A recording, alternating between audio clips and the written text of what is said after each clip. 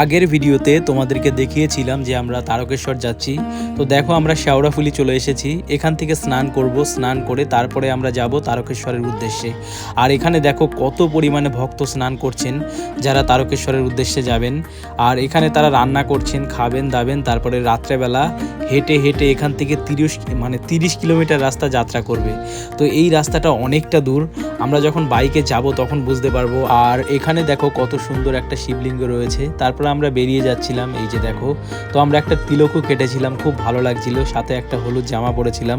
তো এরপর আমরা যাচ্ছিলাম তারকেশ্বরের উদ্দেশ্যে। মাঝখানে একটু দাঁড়িয়েছিলাম বিশ্রামের জন্যে।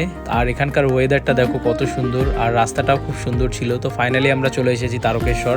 তো এখানে দেখো আমাদের দুটো ঘট নিয়ে নিয়েছিলাম। তো তারপরে ঠাকুরমশাই আমাদেরকে বললো আমার সাথে আসো, আমি তোমাদেরকে নিয়ে যাচ্ছি। আর এই যে সেই দুধ পুকুর, এখানেই সবাই স্নান করে।